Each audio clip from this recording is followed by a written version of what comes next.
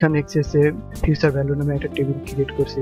তো টেবিলে আমি লোন আইডি দিয়েছিলাম, auto number, interest rate number, এবং এখানে ফিল সাইজ ডবল এবং ফরম্যাট কে পার্সেন্ট করে দিয়েছি, নাম্বার অফ পিরিয়ডকে আমি নাম্বার দিয়েছি, লোন অ্যামাউন্টকে আমি নাম্বার, এবং পেমেন্টকে আমি কারেন্সি দিয়েছি। তো আমি এখানে এটাকে কোয়ারি তৈরি করব। ক্রিয়েটে যাব, কোয়ারি ডিজাইনে ক্লিক করব, এখানে অ্যাডে ক্লিক করব, দেন ক্লোজ করব। এখন লোন আইডি থেকে সবকটা আইডি আমি সিলেক্ট করব। সিলেক্ট করে ডান পাশ ক্লিক করে এখন পেমেন্টে আমি সূত্র ফেলাবো। তো ডান পাশ ক্লিক করে জুমে ক্লিক করলাম, ফন্ট সাইজটা আমি এখান থেকে বড় করে নেব, বোল্ড করলাম, পেয়ে দিলাম। এখন পেমেন্টের সূত্রটা আমি এখানে লিখে নিই। পিএমটি সূত্র, প্রথমে একটা কলম চিহ্ন দেব, তারপরে সূত্রটি বানালাম। পিএমটি ফার্স্ট ব্র্যাকেট, থার্ড ব্র্যাকেটের মধ্যে ইন্টারেস্ট রেট ভাগ 12, কমা থার্ড ব্র্যাকেটের মধ্যে নাম্বার অফ পিরিয়ড, মানে কয় বছর বা পিরিয়ড, গুণ 12, কমা লোন অ্যামাউন্ট ব্র্যাকেট শেষ, কমা 0,0, দেন ওকে। এটাকে ওকে দিলাম। সেভ করার জন্য সাব দিলাম, কোয়ারি 1 নামে সেভ করলাম। এখানে আমি এটাকে ওপেন করলাম। ইন্টারেস্ট রেট দিলাম 4%, নাম্বার অফ পিরিয়ড দিলাম 5 ইয়ার, লোন ছিল এত টাকা। পেমেন্ট হিস্ট্রিটা এখানে মাইনাসে চলে আসে, তো এটাকে মাইনাস থেকে আমি প্লাসে রূপান্তরিত করবো। সেটা এই কোয়ারিকে ডিজাইন ভিউতে ওপেন করব। এখানে মাউসটা ক্লিক করলাম, এখানে মাউসটা ক্লিক করার পরে প্রপার্টি শিটে চলে যাব, এবং এই ফরম্যাটে ক্লিক করার পর এখান থেকে আমি কারেন্সি ক্লিক করে দেব। কারেন্সি ক্লিক করে দেওয়ার পরে ক্লোজ করব। ক্লোজ করে আবার পুনরায় সেভ করব। এরপরে ওপেন করব। এখানে নাম্বার অফ পিরিয়ড দিলাম 4, বা যে কোনো একটা সংখ্যা দিলাম, দেওয়ার পরে ওপেন করলাম এটাকে। এখন এটাকে ইন্টারেস্ট রেট দিলাম 5%, নাম্বার অফ পিরিয়ড দিলাম 7 বছর, 7, লোনটা ছিল এত টাকা লোন ছিল তার। এই যে তার পেমেন্টটা এখন প্লাস আকারে চলে আসছে, কিস্তিটা পেমেন্ট প্লাস আকারে চলে আসছে। এখন এখন আমি এখানে এই টেবিলে আমি আরেকটা ফিল্ড অ্যাড করব, যে কোনো ভ্যালু দিলাম। এখানে ইন্টারেস্ট দিলাম 5.5 ইন্টারেস্ট, নাম্বার অফ পিরিয়ড কতটা বড় করে দিই, number of period, loan amount, payment, number of period দিলাম 10 বছরে, লোনটা ছিল এত টাকা, তার কিস্তিটা তার পেমেন্ট কিস্তিটা এত টাকা চলে আসবে প্রতি মাসে। এখন এই টেবিলে আমি কি ফিল দেব, account number, auto number,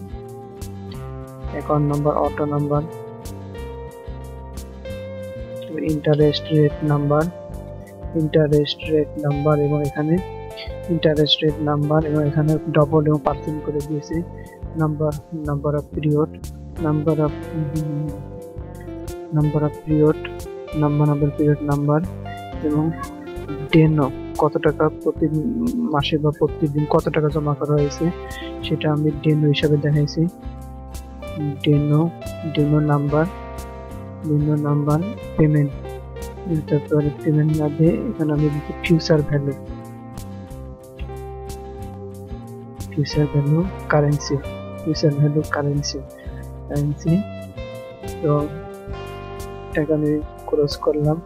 close করে এটাকে কোয়ারি বানাবো, ক্রিয়েটে যাব, কোয়ারি উইজার্ডে, কোয়ারি ডিজাইনে যাব, অ্যাড ক্লিক করব, তারপর ক্লোজ, তারপর দেন ক্লোজ ক্লিক করলাম। এখন অ্যাকাউন্ট নাম্বার সিলেক্ট করে সবকটা ফিল্ডকে আমি ড্র্যাগ করে এখানে নিয়ে ছেড়ে দেবো। দেওয়ার পরে এখন ফিউচার ভ্যালু, এই এখানে সূত্র দেখাতে হবে। তো এটাকে ফন্ট সাইজটাকে বড় করে দিই, জুম করে, অর্থাৎ এফবি ইন্টারেস্ট রেট ভাগ 12, নাম্বার অফ পিরিয়ড গুণ 12, থার্ড ব্র্যাকেটের মধ্যে 10,0 এলো সূত্রটা। তো এটাকে আমি এখন ক্লোজ করে কোয়ারি নামে সেভ করলাম। এরপরে এখন এই কোয়ারিটাকে ওপেন করলাম। ওপেন করার পরে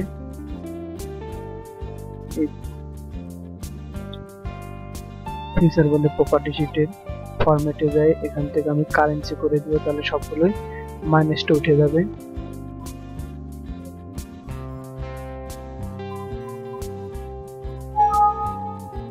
সেভ করার জন্য ইউজ দেবো। আবার ওপেন করব, এখানে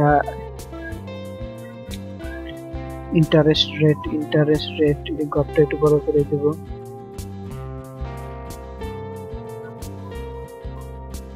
number of period,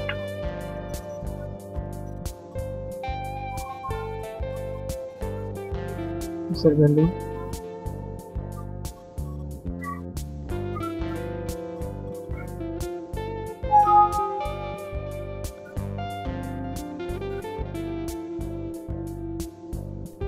interest 6%, year হলো 7 বছরের লোন, টাকা এত টাকা লোন, তার ফিউচার ভ্যালুতে তার জমা হবে এত টাকা জমা হবে। অর্থাৎ এখানে ইন্টারেস্ট হলো 5%, ইয়ার হলো 4 বছরে, সে প্রতিদিন বা প্রতি মাসে জমা দেবে 1000 টাকা করে, তাহলে তার 5% সুদ ইন্টারেস্টে 4 বছর পরে সে টাকা পাবে হলো 53,014 টাকা। আবার যদি ইন্টারেস্ট দিলাম 6%, ইয়ার দিলাম 4 বছর, সে ডেইলি যদি প্রতি মাসে যদি 1500 টাকা করে জমা দেয়, তাহলে 6% হারে 4 বছর যায়, 4 বছর শেষে যায় তার টাকা হবে 81,146 টাকা 75 পয়সা।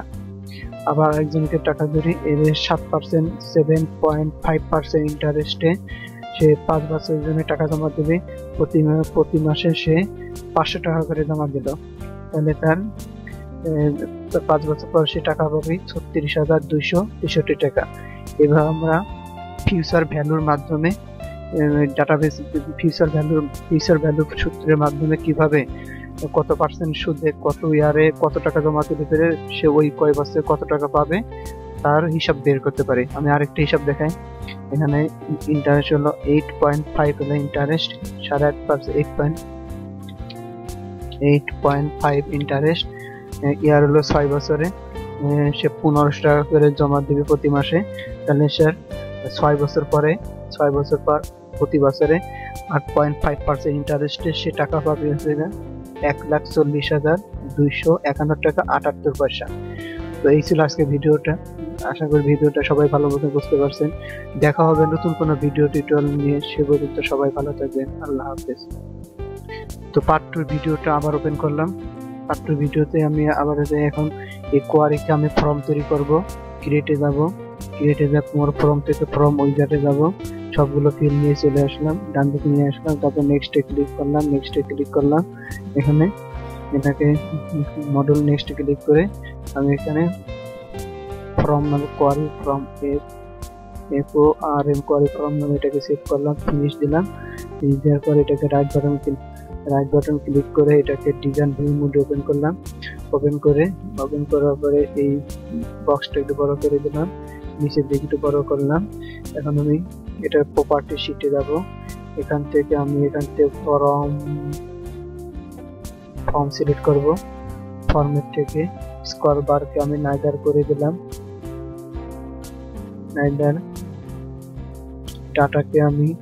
ডাটা এন্ট্রিকে আমি ইয়েস করে দিলাম এবং আদার্স থেকে পপআপকে আমি ইয়েস এবং মডেলকে আমি ইয়েস করে দেব এবং এখানে কিছু বটম সেট করব।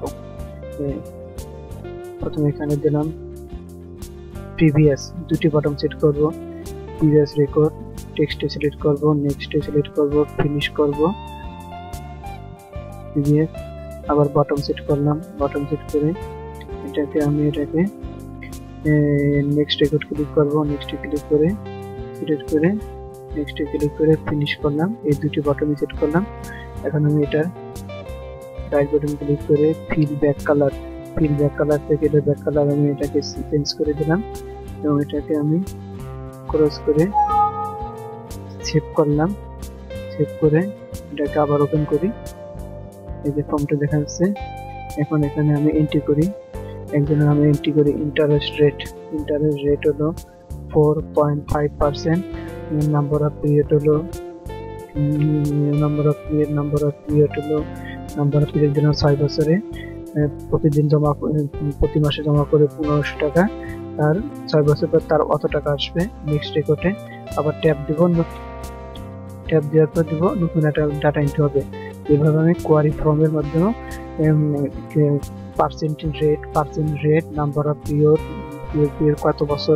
কত বছর টাইম, নাম্বার অফ পিরিয়ড, কত টাকা জমা দেওয়ার পরে ফিউচার ভ্যালু বের হয়ে যাবে। এইভাবে আমরা ফিউচার ভ্যালুর মাধ্যমে একজন ব্যাংকে কত পার্সেন্ট সুদে, কত টাকা, কত ইয়ার, কত টাকা জমা, প্রতি মাসে কত টাকা জমা দিলে সে ওই বছরগুলো শেষে ইন্টারেস্টে সে কত টাকা পাবে তার একটা হিসাব বের করা যায়।